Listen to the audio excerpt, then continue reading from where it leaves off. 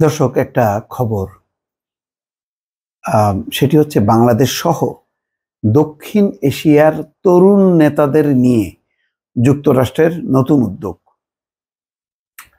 এই খবরটা প্রকাশ হলো এমন এক সময় যখন বাংলাদেশে তরুণদের নেতৃত্বে একটা সফল বিপ্লব সংগঠিত হয়েছে এবং এটার মাধ্যমে যুক্তরাষ্ট্র কি অনুপ্রাণিত হলো, নাকি যুক্তরাষ্ট্র অনেক আগে থেকেই এই তরুণদেরকে সংগঠিত করছিল, এমন একটা ভাবনা কিন্তু আমার মধ্যে এখনো পর্যন্ত। কিন্তু বাংলাদেশে যে তরুণদের নেতৃত্বে যেই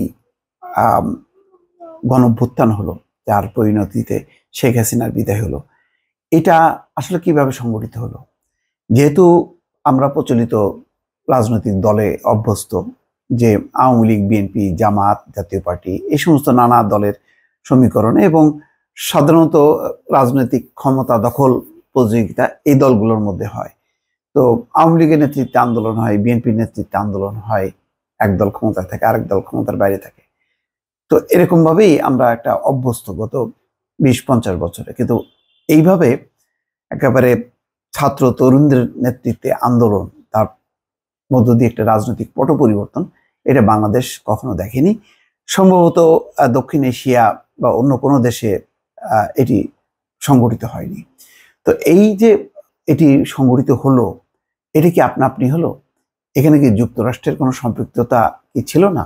অনেকে কিন্তু সন্দেহ করেন রাজনৈতিক মহলে যে না, যুক্তরাষ্ট্রের একটা সংযোগ ছিল, সেটি অত্যন্ত সংগোপনে, অত্যন্ত নেপথ্যে, এবং তারা যত রকম সহযোগিতা করা, টেকনিক্যাল বা অন্যান্য বুদ্ধি পরামর্শ দিয়ে সবই দিয়েছে। অর্থাৎ বাংলাদেশের যে একটা রাজনৈতিক পট পরিবর্তন, যার নেতৃত্বে যে তরুণরা, তাদের সাথে একটা সংযোগ স্থাপিত হয়েছিল মার্কিন যুক্তরাষ্ট্রের। সেটা কিভাবে, কোন ফরম্যাটে, এটা পরিষ্কার না। কিন্তু যেহেতু প্রায় 2 মাসের মাথায় মার্কিন যুক্তরাষ্ট্র বলছে যে দক্ষিণ এশিয়ার তরুণ নেতাদের নিয়ে যুক্তরাষ্ট্রের নতুন উদ্যোগ, তাতে বোঝা যায় যে এই উদ্যোগ আয়োজনটা কিন্তু হঠাৎ করে আসে নাই, বা বাংলাদেশে যে এই তরুণদের নেতৃত্বে যে অভ্যুত্থান, সেই অভ্যুত্থানটিও একেবারে কাকতলীয়, সেটাও মনে করার কোনো কারণ নেই। এবং অনেকে বলছেন যে এটা অনেক দিন থেকে একটা পরিকল্পিতভাবে হচ্ছিল, সংগঠিতভাবে হচ্ছিল। বাংলাদেশে বিভিন্ন প্রান্তে ছড়িয়ে ছিটিয়ে থাকা মেধাবী তরুণদেরকে সংগঠিত করছিল কেউ না কেউ। অনেকে সন্দেহ করেন এটা কি, এর পেছনে কি শিবিরের, জামাতের, নাকি কার? হয়তো বিচ্ছিন্নভাবে শিবির থাকতে পারে, ছাত্র দল থাকতে পারে, এমনকি ছাত্রলীগও থাকতে পারে। কিন্তু যারা একটা পরিবর্তন করতে চেয়েছে বাংলাদেশে, তারা একটা সম্পূর্ণ নতুন কনসেপ্ট থেকে, হয়তো কৌশলগত কারণে কেউ ছাত্রলীগ অবস্থান ছিল, কেউ শিবির অবস্থান ছিল, নানান জায়গায় ছিল, কিন্তু একটা পরিবর্তনের যেই প্রচেষ্টাটা, সেটা ছিল একদম ভিন্ন। সেখানে সরাসরি বিএনপি, জামাত বা অন্য কোনো দলের সংশ্লেষ ছিল না। হয়তো এরকম একটা পরিবর্তন যুক্তরাষ্ট্রের খুবই আকাঙ্ক্ষিত ছিল। সেই কারণে দেখেন, এই পরিবর্তন হওয়ার সাথে সাথে কিন্তু মার্কিন যুক্তরাষ্ট্র রেসপন্স করেছে, তারা এগিয়ে এসছে। ইউনূস সরকার কাদের ফসল, এটা কিন্তু মার্কিন যুক্তরাষ্ট্র পরিষ্কার জানে। ডক্টর ইউনূসও কিন্তু বিশ্বমঞ্চে পরিচয় করিয়ে দিয়েছে যে তরুণ নেতাদেরকে, যে তাদের নেতৃত্বেই বাংলাদেশের আজকের এই পট পরিবর্তন। তার মানে মার্কিন যুক্তরাষ্ট্রের চাওয়া, ডক্টর ইউনূসের চাওয়া, সব কিন্তু মিলেমিশে এক হয়ে যাচ্ছে। ফলে বাংলাদেশের এই রাজনৈতিক পট পরিবর্তনের প্রেক্ষিতে মার্কিন যুক্তরাষ্ট্র হয়তো স্বপ্ন দেখছে যে এইভাবে তারা দক্ষিণ এশিয়ায় একটা পরিবর্তন নিয়ে আসবে। তো যাই হোক, খবরে যেটি বলা হচ্ছে, আমি আসি এবার সেই খবরে। বাংলাদেশ সহ দক্ষিণ এশিয়ার কয়েকটি দেশের তরুণ নেতাদের সমন্বয়ে নতুন একটি উদ্যোগ চালু করেছে যুক্তরাষ্ট্রের পররাষ্ট্র দপ্তর। গতকাল বুধবার এই দপ্তরের ওয়েবসাইটে প্রকাশিত এক বিজ্ঞপ্তিতে এই তথ্য জানানো হয়েছে।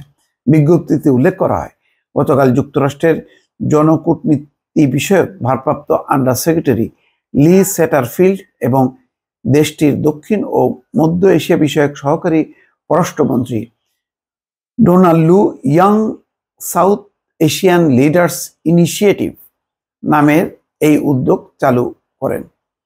প্ল্যাটফর্মটি বাংলাদেশ, ভুটান, ভারত, মালদ্বীপ, নেপাল, পাকিস্তান ও শ্রীলঙ্কার তরুণদের একত্র করবে।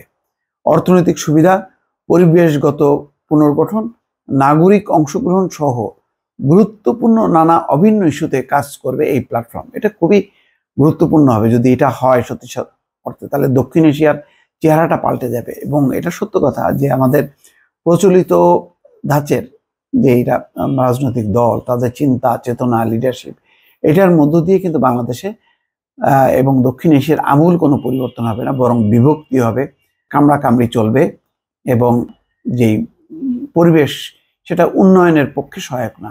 তো সুতরাং মার্কিন যুক্তরাষ্ট্র যদি এই তরুণ নেতৃত্বকে সংগঠিত করতে পারে এবং তার ফলে যদি একটা পরিবর্তন হয়, তাহলে এই অঞ্চলে একটা গণতান্ত্রিক আবহাওয়া তৈরি হবে, যার সাথে মার্কিন যুক্তরাষ্ট্রের একটি সংযোগ স্থাপিত হবে। হয়তো এই চিন্তা থেকে এমন একটি উদ্যোগ নিয়েছেন। এবং দেখেন, সেই ঘুরে ফিরে আসছে কিন্তু ডোনাল্ড লু নামটা, যে লু দক্ষিণ এশিয়ায় খুব কার্যকরভাবে কিন্তু অন্তত দুটি পরিবর্তনের সঙ্গে যুক্ত। পাকিস্তান, যেটি যদিও ডোনাল্ড লু নিজে কখনো বলেন না, এমনকি বাংলাদেশে বারবার তার নাম আসে। কিন্তু ইন্টারেস্টিং ব্যাপার দেখেন যে যখন বাংলাদেশে কোনো প্রতিনিধি দল আসে তখন ডোনাল্ড লু কিন্তু পেছনে থাকে, সামনে থাকে অন্যরা, ডোনাল্ড লু কিন্তু পেছনে থাকে। কিন্তু সবাই জানে যে এই ক্ষেত্রে খুব কার্যকর আসলে যার ভূমিকা তিনি হচ্ছেন ডোনাল্ড লু। যাই হোক, সেটা অন্য আলোচনা। কিন্তু বাংলাদেশে মার্কিন যুক্তরাষ্ট্র যা চেয়েছিল, এটা বলা যায় যে এটা একটা সফল পরিণতি হয়েছে। এবং এই কারণে আজকে ইউনূস সরকারের মাধ্যমে সমস্ত পশ্চিমা দেশগুলো এবং তার সংস্থাগুলো কিন্তু ঝাঁপিয়ে পড়েছে। তারা কিভাবে সহযোগিতা করবে, কিভাবে সংস্কারের মধ্য দিয়ে যে তারা তাদের মতন করে একটা মডেল রাষ্ট্র স্থাপন করবে, যেটা দিয়ে তারা সারা বিশ্বে অন্যান্য দেশকে অনুপ্রাণিত করবে যে লুক বাংলাদেশ, তার মতন করে তোমরাও পরিবর্তন হও। দর্শক ভালো থাকবেন, আল্লাহ হাফেজ।